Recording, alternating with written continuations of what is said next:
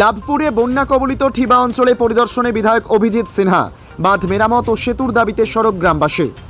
টানা বৃষ্টির ফলে কুয়ে নদীর বাঁধ ভেঙে জলপ্লাবিত হয়ে পড়েছে লাভপুর ব্লকের ঠিবা, খাপুর, জয়চন্দ্রপুর, হরিপুর ও চতুর্ভুজপুর সহ একাধিক গ্রাম। বিশাল এলাকা জলে ডুবে গেছে, কৃষিজমি পরিণত হয়েছে হ্রদে। বৃহস্পতিবার বীরভূমের জেলাশাসক বিধান রায় দুর্গত এলাকা পরিদর্শন করেন। এরপর শুক্রবার লাভপুর বিধানসভার ঠিবা অঞ্চলে বন্যা পরিস্থিতি সচক্ষে দেখতে আসেন লাভপুরের বিধায়ক অভিজিৎ সিনহা। ক্ষতিগ্রস্ত গ্রামগুলিতে ঘুরে তিনি আশ্বাস দেন প্রশাসন দুর্গত মানুষের পাশে রয়েছে এবং প্রয়োজনীয় পদক্ষেপ নেওয়া হবে। বিধায়ক ইরিগেশন দপ্তরকে দ্রুত ও সক্রিয় ভূমিকা নেওয়ার নির্দেশ দেন। গ্রামবাসীরা অভিযোগ করেন বাঁধ মেরামতির কাজে দীর্ঘদিন ধরেই গাফিলতি রয়েছে। পাশাপাশি এলাকায় একটি সেতুর দাবি তোলেন তারা। এই বিষয়ে বিধায়ক জানান, ধাপে ধাপে সমস্ত সমস্যার সমাধান করা হবে। সাংবাদিকদের মুখোমুখি হয়ে অভিজিৎ সিনহা অতীতের বামফ্রন্ট সরকারকে কটাক্ষ করে বলেন, গত 34 বছরে সিপিএম যদি কিছুটা কাজ করে রাখতো তাহলে আজকের পরিস্থিতি সামাল দেওয়া অনেক সহজ হতো, কিন্তু একটি কাজও হয়নি সেই সময়। বীরভূমের লাভপুর থেকে কার্তিক ভান্ডারীর রিপোর্ট, তারাপীঠ টিভি। আজ থেকে 3-4 দিন আগে অতিবৃষ্টির ফলে এবং ঝাড়খণ্ড থেকে জল ছাড়ার জন্য আমাদের প্রত্যেক বছরের মতো এবারেও কুয়ে নদীতে প্লাবন এসেছে এবং বেশ কয়েকটা জায়গাতে ভাঙন দেখা দিয়েছে এবং সেই কারণে আমাদের ঠিবা অঞ্চল এবং জামনা অঞ্চল সবথেকে বেশি ক্ষতিগ্রস্ত হয়েছে এবং এখানে বন্যার পরিস্থিতি সৃষ্টি হয়েছে।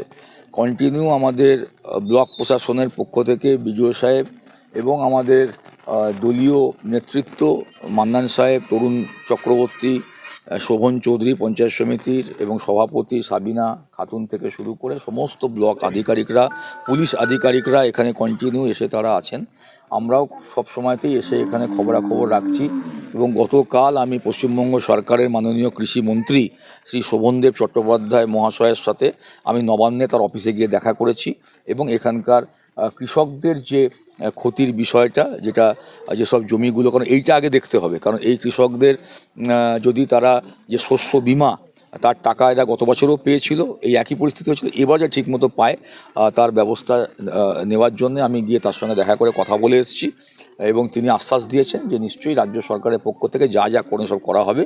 গতকাল মাননীয় জেলা শাসক শ্রী বিধান রায় তিনিও এসে ঘুরে গেছেন, আমরা এসেছি, আবার আসব এবং আমাদের সরকার এবং আমাদের মাননীয় মুখ্যমন্ত্রী মমতা বন্দ্যোপাধ্যায়, আমাদের মা মাটি মানুষের সরকার এই বন্যা কবলিত মানুষের জন্য সারা পশ্চিমবাংলায় যেখানে যেখানে বন্যা হচ্ছে সব জায়গাতেই সরকার পাশে আছে। আমাদের মুখ্যমন্ত্রী সবসময় সঙ্গে আছেন এবং আপনারা জানেন যে প্রকৃতি তো আমাদের হাতে নয়। এই যে প্রথম থেকে এবারে অতিবৃষ্টি হতে শুরু করে দিয়েছে, তার সঙ্গে সঙ্গে আপনারা জানেন যে ঝাড়খণ্ড থেকে, বিহার থেকে তারা জল ছেড়ে দেয়। ডিবিসি, মাইথন, পাঞ্চেত, সেন্ট্রাল গভর্নমেন্টের যেসব এজেন্সি আছে তারা বারে বারে রাজ্য সরকারের সঙ্গে কোনো সহযোগিতা করে না। রাজ্য সরকার থেকে বারবার বলা সত্ত্বেও তারা ব্যারেজ থেকে জল ছেড়ে দিলে তো কিছু করার নেই। আমাদের যদি স্বাভাবিক বৃষ্টি হয় এই নদীর জলে খুব একটা ক্ষয়ক্ষতি হবে না, কিন্তু ওই যেই কেন্দ্রীয় সরকারের যে ডিবিসি বা পাঞ্চেত, মানে যখনই ওরা লক গেট তুলে দিয়ে ব্যাপক জল ছেড়ে দিচ্ছে, সেই জল আমাদের এই দিকে চলে আসছে, সেইটা আর নদী সামলাতে পারছে না। কারণ এখানে আমি দেখেছি, আমি ইঞ্জিনিয়ারের সাথে কথা বলেছি, এখানে নদী অনেক বাঁক আছে। এইবারে নর্মাল যদি বৃষ্টি হয়, স্বাভাবিক বৃষ্টিতে ওই নদীর বাঁকে কোটা ধাক্কা মারবে না, কিন্তু স্বাভাবিক বৃষ্টি চলছে আর তার সঙ্গে ওই ওপর থেকে জল ছেড়ে দিচ্ছে, ওই জলের তোর যখন চলে আসছে তখন আমার বাঁধগুলোকে নষ্ট করে দিচ্ছে। এইটা হচ্ছে মূল সমস্যা। এইটা ওইখানে যে জলটা এইভাবে না ছাড়ে তাহলে কিন্তু যত বৃষ্টি হোক এতটা ক্ষয়ক্ষতি হবে না। একদিকে বৃষ্টি হচ্ছে, একদিকে বাঁধ দিচ্ছে খুলে, আর হু করে জল ঢুকে যাচ্ছে, তখন আর বাঁধ আর থাকছে না, কারণ বাঁক আছে, বাঁকে ধাক্কা মারছে, ফেটে যাচ্ছে বাঁধ। গ্রামবাসীদের অভিযোগ যে ইরিগেশন দপ্তর নাকি ঠিকমতো বাঁধগুলো রক্ষণাবেক্ষণ করছে না। দেখুন, এটা তো কন্টিনিউয়াস প্রসেস।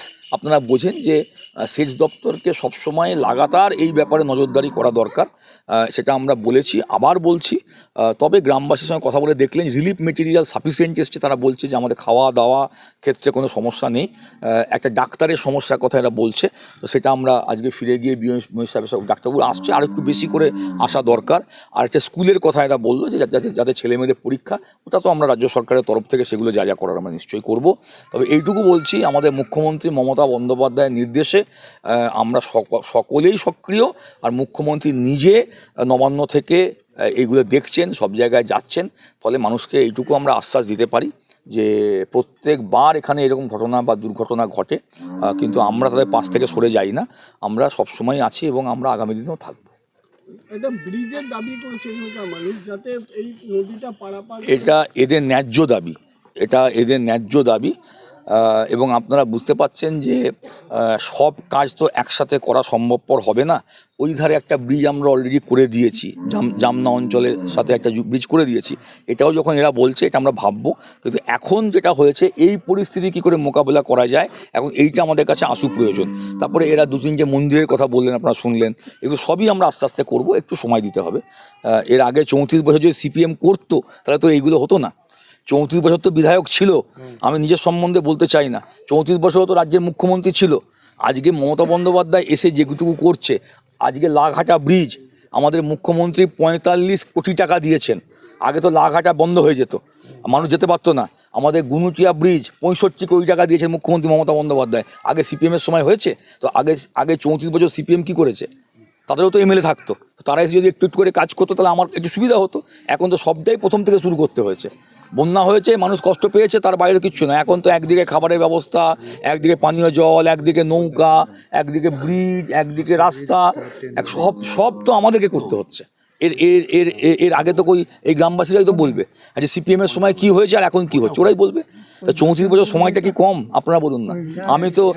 আমি তো বিধায়ক হিসেবে মাত্র 4.5 বছর, আমি তো বিধায়ক হিসেবে মাত্র 4.5 বছর, এখন তো আমার 5 বছর হয়নি। তার মধ্যে চেষ্টা করছি, মুখ্যমন্ত্রী সহযোগিতা করছেন। ধন্যবাদ।